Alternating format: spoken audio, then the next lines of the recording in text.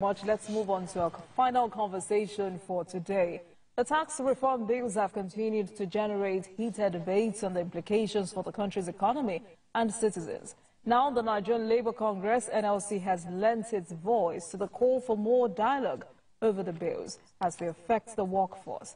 Meanwhile, the presidency has criticized the governor of Bauchi State, Bala Mohammed, for engaging in what it called irresponsible politics instead of prioritizing the welfare of residents of the states. Let's share the story of the NLC with you. Since the introduction of the tax reform bill by the present administration, there have been mixed reactions from Nigerians on whether the reform will translate to economic success or not. The committee in charge of this proposed policy has, however, been relentlessly making efforts to sensitize Nigerians on its economic benefits, especially the aspects where it will favor the masses. Speaking during the launching of the Southwest Compressed Natural Gas Transport in Ibadan, President of the NLC believes the policy will indirectly put burdens on the masses and needs to be revisited. Besides, and that is central, is the fact that when they talked about maybe people earning about 800, and you and I know that in the public service, people have gone beyond maybe level 2, 3. It then means almost all workers in Nigeria will be affected. Because if you take a baseline of 70,000 a month, which nobody is supposed to pay, but there's nobody on level 1, step 1. That's 70,000. So by the time you get to where people are, everybody has been cut off with the 800 or 1 million bracket. So this tax did not exclude Nigerian workers. So, and that's areas that people had been consulted, and we are saying that we need to talk. That's the whole point, so that we tell you where it is hurting us. And that actually brings some the issue of indirect taxation. It is my pleasure. The CNG buses were given to the NLC by the federal government as part of its efforts to reduce the cost of transportation for Nigerians due to the impact of subsidy removal on petrol price. The 10 buses distributed to the Southwest is expected to render interstate services to passengers across the region. When we embrace this CNG, then we have more disposable income to really deal with. We have to thank you very much for putting this one at the national front burner. Before you can talk about fairness. Earlier, the Labour Union had a lecture on the tax reform bill, which provided an overview of what it entails and the possible ways forward in its implementation. Oladio Yowoli, TVC News, Ibadan. All right, gentlemen, Joe Ajero speaking there. I mean, it's good to see that he now has a different perspective. Before now, he wanted a total withdrawal of the bill, but now he says it's open to dialogue. Asoko, let me start with you. Do you really understand his point of view? I think he's beginning to see the light out of, the tax reform, bill. First, I think most people should read the bill first, because I think I've read up to a certain part. I've not finished reading, because I've been seeing a summary of the tax bill. So, but I still need to, go ahead but from the summary, that bill is pro-people. And Ajero, who has one of the largest, labor force, okay, he would also be looking at, okay, what is in for me? I'm not sure that he's just going to discard the bill just like that. I think he would have reasoned and they would have told him that, come, the people who are earning less than $1 million annually are not going to pay tax. And then if you are earning $1 million and above, there's a percentage, okay, which, you are going to pay. I think by the time he sits down, that is why he's now calling for dialogue. He should be looking at, okay, what is the percentage going to be? As in, if you are earning $1 million plus yearly, what is the percentage? So this is what it says. It says there's a section of the bill that stated zero taxation for workers earning below 800,000 naira per annum. Yes. But you and I know that in the public service, people have gone beyond maybe levels 2 and 3. It then means that all workers in Nigeria will be affected, because if we take a baseline of 70,000 naira per month, which somebody is supposed to pay, but there is nobody on level 1, step 1, that is 70,000 naira, which means no worker is exempted in the payment of taxes. Okay. So that is what Joe Ejiro is saying. So in the payment of taxes, okay, let's assume that a level 1 earns 70,000 plus or minus maybe 80,000, 90,000. I'm trying to make those calculations. So he's saying there is Times nobody 12. earning 70,000 naira. Exactly. So that is where Ejiro is correct. You understand? It's correct, because you'll be, if for instance you are earning 70,000 is the minimum wage, and then they put your allowances, put this and that, and you are earning up to 90,000, you'll be earning $1 million plus. Okay. So there's no how that you won't pay tax. You understand? So that is where the government, that is why we are saying, I'm not sure the president wants this bill to be signed immediately. Okay. He wants that discussion. He wants the discussion. The bill is still in the National Assembly. People should, bring these ideas and say, okay, fine, Mr. President, it's a good bill, but that 100 to that 800 that you are talking about, zero. There's nobody that is earning, that is going to be, that is not possible. Ejiro is correct there.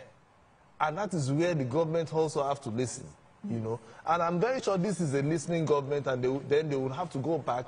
The dialogue continues. The discussion about this bill continues. This government is not in a hurry to sign immediately, because there will be so many people who will be paying. And do you know that if you are paying, if you are earning like a 1 million and above, there's a particular percentage you will pay.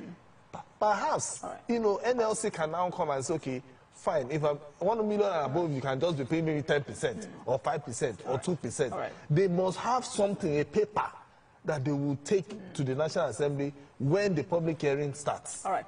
Aduye, let me come to you. This is Ejiro's speaking. And on the other hand, you have former Senator Shehu Sani, who is saying, if you allow these bills to go down, the whole idea of trying to reconfigure Nigeria's economy to a prosperous future will be affected. Absolutely.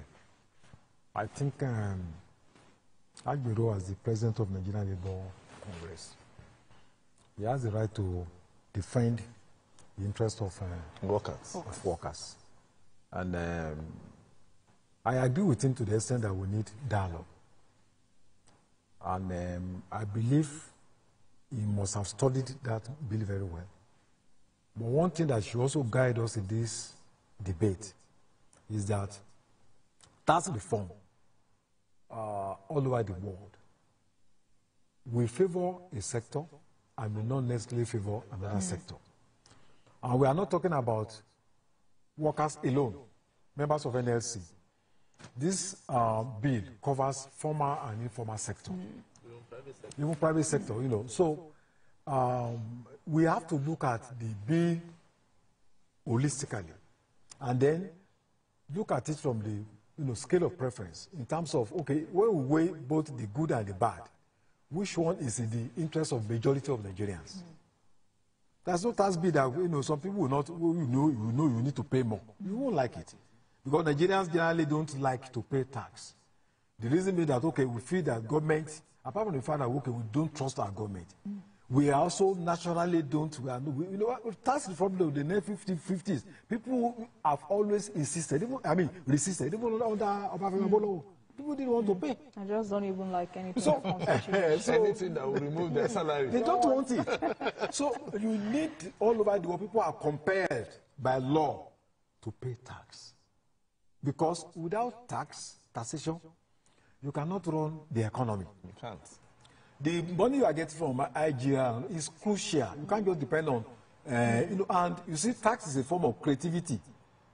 That it's a way to circulate wealth around. When people are talking about free education, there is no country in the world that education is free. People go, they don't pay, but others pay for it. They tax some other people, impose taxation, so that they can pay, and then they plug that money into education.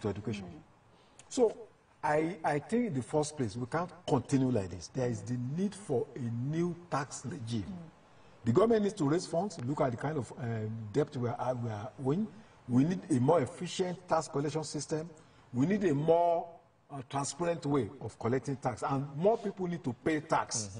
So I think when we are talking about labor leader, I've also read some, like Isari, also spoke and said, look, we are spreading, we should back, the federal government. But I think on the whole, I agree with Joe Ajero that there's a need for more dialogue. What will be bad is for political actors who are in the opposition to politicize this for electoral reasons.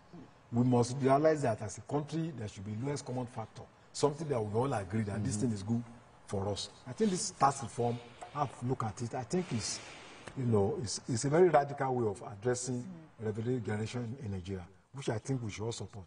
All right, because I wanted to say, MAN, the Manufacturer Association of Nigeria, says their argument, or the argument of the association, is that any economy that wants to do well is driven by productivity and not taxation.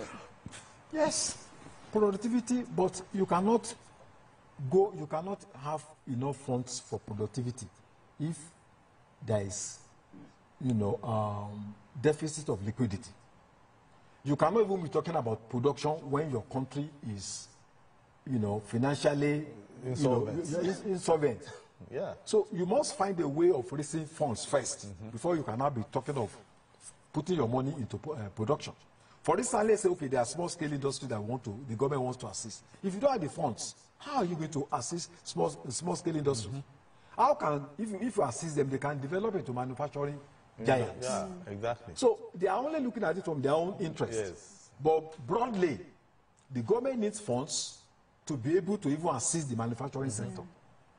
Because you have to raise funds even to, banks need to give loans, so people in the manufacturing sector and other. You need to improve electricity. Exactly. That will serve the interest of. You need to provide roads. You need to provide, a lot of, social services. So if you cannot talk about industrialization, without talking about even an effective tax regime. All right, gentlemen, a few minutes to wrap up. So let me come to your support. While some have issues with the entirety of the bill, some have issues with VAT, because a group at the moment is urging the National Assembly to revert authority to collect value-added tax exclusively to states, saying that such amendments would make the tax reform bills before the National Assembly fair and equitable in a proper federal system. That is how it's supposed to be. Because this particular bill, from what I've read, it is where people are consuming that particular product. That is the states that should, enjoy the tax. Yeah. You understand? Unlike what we have now, whereby if somebody is outside, you consume, then they now move the money to where the headquarters is. That is what is happening presently. But now we are talking about, okay, fine. In fact, it will even help the state government, just like Adeoye said, to be more creative, so that more investors will come and then they will pay tax. And it will improve your IGR. Because right now what we are doing is some people would go outside, produce, eat whatever they are, and then they move the money to Lagos or to Port Harcourt or to Abuja, wherever they have their headquarters. But now, whether you are in Sokoto, I make a call in Sokoto, that tax goes to Sokoto because that is the state that I am making that call for. All right, gentlemen. Because that is where the masters. We need to go. You understand? But of course, this is an ongoing conversation. We'll see what becomes of it in the coming days. Exactly. Thank you so much for hanging out with me.